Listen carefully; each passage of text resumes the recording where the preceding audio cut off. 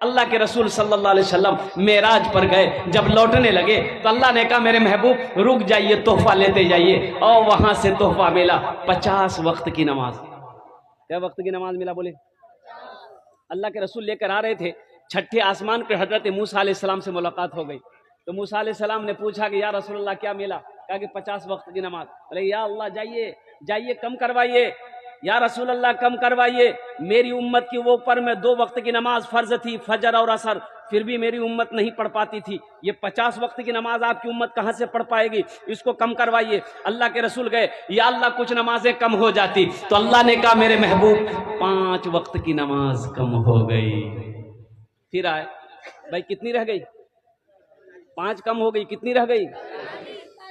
हजरत मूसा अलैहिस्सलाम ने कहा कि कितनी कम हुई? बोले 5। बोले फिर जाइए। फिर गए, अल्लाह ने फिर 5 कम किया, कितनी रही? फिर आए, मूसा अलैहिस्सलाम ने कहा कितनी कम हुई? बोले 5। बोले फिर जाइए। 9 बार गए। कै बार गए बोलिए? 9 बार गए।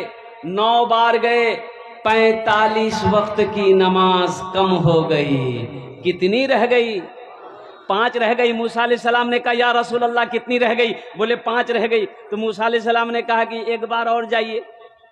अच्छा, जे नमाज नहीं पढ़ी जी वो सोचते थी बहुत अच्छा रह लेती, एक बार और चलोगे ले नहीं तो नमाज झमेला नहीं रह ली थे। अल्लाह के रसूल सल्लल्लाहु अलैहि वसल्लम ने इरशाद फरमाया मूसा अब मैं नहीं जाऊंगा अल्लाह के पास नमाज कम कराने के लिए, मुझे शर्म आती है, कुर्बान जाओ। अल्लाह ने ऐलान फरमाया मेरे महबूब मैंने आपकी गुफ्तगू को सुन लिया है, आपकी बातचीत को मैंने सुन लिया है, मेरा कौल पक्का है, मेरा फरमान पक्का है। मेरे महबूब मैंने 50 वक्त की नमाज आपको दिया है, कम होकर 5 वक्त की नमाज रह गई है। आपकी उम्मत मेरा बंदा 5 वक्त की नमाज पढ़ेगा, हम उससे 50 वक्त नमाज पढ़ने का सवाब अता फरमाए। हमारी माँ बहनों, मेरी माँ बहनों, काम छूटे छोड़ देना, लेकिन सबसे पहले नमाज अदा करना। मेरी माँ बहनों सुनो, अल्लाह के रसूल इरशाद फरमाते हैं कि हव्वा की बेटियों सुनो, दुनिया के अंदर में 4 बातों पर अमल कर लेना, 4 काम कर लेना। जन्नत के 8 दरवाजे हैं, जिस दरवाजे से चाहो जन्नत के अंदर में दाखिल हो जाओ। मेरी माँ बहनों पहला काम वो जो मैंने बताया नमाज पढ़ना, पहला काम मेरी माँ बहनों नमाज पढ़ना। दूसरा काम रमजान का महीना आ रहा है, पाबंदी के साथ 30 रोजे रखना, जितने रोजे मिल जाए रोजे रख लेना। और तीसरा काम है शौहर की खिदमत करना। क्या करना बोलिए? शौहर की। अच्छा देखिए, शौहर राजी अल्लाह राजी, शौहर नाराज अल्लाह नाराज। हजरत अली हजरत फातिमा रदी अल्लाह ताला अन्हा के दरमियान में कुछ बातचीत हो गई, तो हजरत फातिमा रदी अल्लाह ताला अन्हा वो घर आ गई, अल्लाह के रसूल की बारगाह में आई और कहती है कि देखा चेहरा देखा। तो अल्लाह के रसूल इरशाद फरमाते हैं बेटी फातिमा खैरियत तो है? तो बेटी कहती है कि अब्बा हुजूर मेरा और अली का झगड़ा हो गया है। तो अल्लाह के रसूल इरशाद फरमाते कि तुमने अली से माफी मांगा कि नहीं? कहा कि रसूलल्लाह मैंने माफी मांग ली है। तो अल्लाह के रसूल ने इरशाद फरमाया बेटी फातिमा सुनो, अगर अली तुमसे नाराज होता, ऐसा इस हालत में तुम्हारी मौत हो जाती, तो तेरा बाप मोहम्मदुर रसूलुल्लाह तुम्हारी जनाजे की नमाज नहीं पढ़ता। तेरी मौत इस हालत में हो जाती कि तेरा शौहर तुमसे नाराज रहता, मैं मोहम्मदुर रसूलुल्लाह तुम्हारे जनाजे की नमाज नहीं पढ़ता। इससे पता यह चला कि शौहर राजी अल्लाह राजी, शौहर नाराज अल्लाह नाराज। अल्लाह के रसूल ने इरशाद फरमाया जिस औरत की मौत इस हालत में हो जाए कि उसका शौहर उससे राजी था, वो औरत जन्नती है। सुभान अल्लाह बोले दो। वो औरत क्या है? बोलिए भाई, वो औरत क्या है? वो औरत जन्नती है। मेरी माँ बहनों, वो काम करना जिससे तुम्हारा शौहर राजी रहे, वो काम करना जिससे तुम्हारा शौहर खुश रहे, वो काम ना करना जिससे तुम्हारा शौहर नाराज हो जाए। अपने शौहर की खिदमत करना। और एक बात बताता चलूं, लोग शादी क्यों करते हैं? आदमी के जो घर में बहुत तकलीफ झेलो, यहाँ लागे छे बुधभाग बियाह करावे लगी है ना, बुधभाग बियाह करा दिली तो घर में आप खाना पीना बनाने वाली आबी गली की बोलवा, तो का वो बीवी जो आती है वो खाने बनाने के लिए आती है? बीवी किताब में ये नहीं लिखा है कि बीवी आपको खाना बना के खिलाएगी, ये बीवी की जिम्मेदारी नहीं है कि खाना बना के वो आपको खिलाएगी, आपके बदन का मैला कपड़ा धोएगी। ये बीवी के जिम्मा नहीं है, ये उनका हुस्न अखलाक है कि वो चिलचिलाती धूप में बैठकर खाना बना के आपको खिला देती है। उनका शुक्रिया आपको अदा करना चाहिए। बीवी शहजादी है, बीवी उस घर की मलिका है, वो आपकी नौकरानी नहीं है, आपकी नौकरानी नहीं है। लेकिन अब रही एक बात कि थोड़ी सी ये लोग, हमारी माँ बहन थोड़ी बोलती ज्यादा बोल वो चंदो नहीं देती। रोड के किनारे एक घर था, एक औरत बोले जा रही थी, शोहर पर बोले जा रही थी, तोर घर में कुछ नहीं देखलान, कुछ नहीं मिलो, कुछ सुकून नहीं मिलो, ना दिनों ना राती, ये वो। अब वो भी चला चुपचाप मरी सुनी। आदमी से जमा भागली, बोले छोड़ेंगे, छोड़ छोड़ छोड़ देन, शोहर छू, माफ करी देन, माफ करी देन। तो बोले ठीक है, ये तो राजी जब बोली जाने हम अल्लाह पर सौंपी दी। बोला सौंपे तो अल्लाह पर सौंपल की, अल्लाह अगर वो गलत छी तो वो मरी जाओ, या अल्लाह अगर हम गलत छीन तो हमें बेवा भाजो। देखला दोनों तरफ वो हमारा।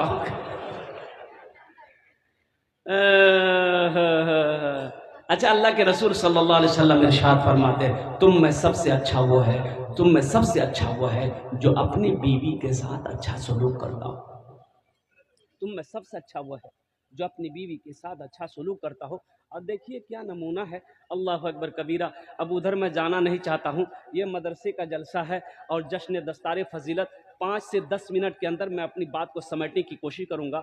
अब यूँ समझ लीजिए कि जनवरी से मुसलसल जलसा ही जलसा है। आज की तारीख में नहीं दे पा रहा था इसलिए कि तारीख खाली नहीं थी, नेपाल में मेरा जलसा था। अब वो जलसा करके भागम भाग, एक दिन में एक ही रात में, कल की रात में 4 जलसा।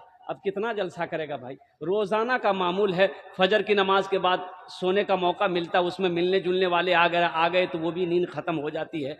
और वो हकीकत का ये दोपहर में जब जोहर की अजान होती, उठते हैं तो ऐसा लगता है कि बदन में ताकत नहीं मिलती है।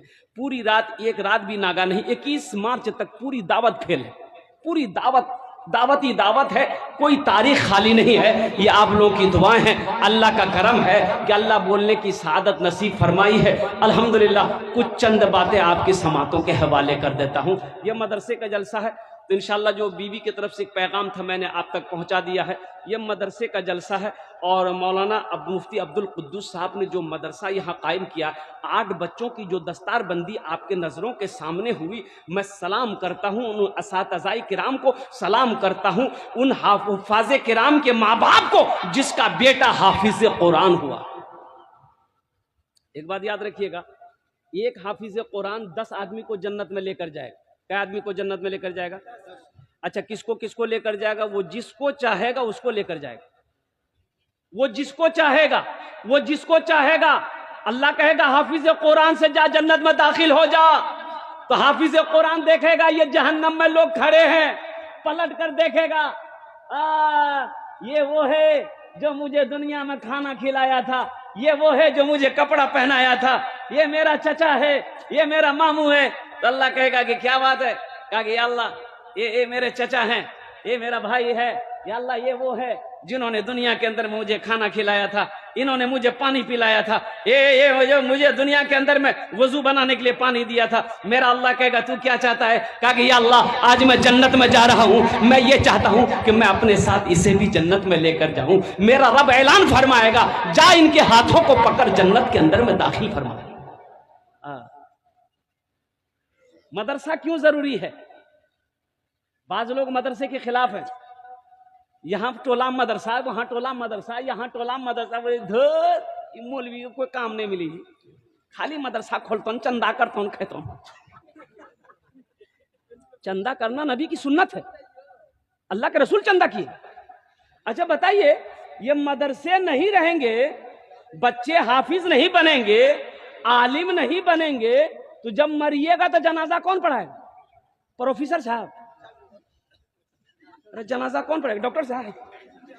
एक बात याद रखिए, अल्लाह जब नाराज होता है ना तो डॉक्टर के पास भेजता है, और डॉक्टर सीधे अल्लाह के भेज देता, जा झमेला खत्म। बोलो बात सही जी गलत जी? बोलो। अल्लाह जब नाराज होगा ना तो मेरे भाइयों मेरे दोस्तों, मर जाओगे जनाजा कौन पढ़ाएगा? बेटी का निकाह है, निकाह कौन पढ़ाएगा? आज मैं तो कहता हूं कि मौलवी से कहां से भागोगे। हम तो कहते हैं पैदाइश से लेकर मौत की सुबह तक, मरने के बाद भी मौलवी की जरूरत पड़ेगी। अपने आमाल के जोर पर जन्नत में अगर चले गए, वहां भी मौलवी की जरूरत पड़ेगी। जन्नत में भी मौलवी की जरूरत पड़ेगी। जब घर में बच्चा पैदा हो गया, घर में बच्चा पैदा हुआ, औरतों ने चिल्लाना शुरू किया, मुन्ना बिली मुन्ना बिली मुन्ना बिली मुन्ना बिली। अब किसको बुलाना है? बच्चा पैदा हो गया घर में, किसको बुलाइएगा? कहा बुलाइएगा मौलवी साहब को? बच्चा पैदा आपके घर में हुआ, मौलवी साहब को कहा बुलाइए? अजान देने के लिए। क्या करने के लिए बोलिए? अजान देने के लिए।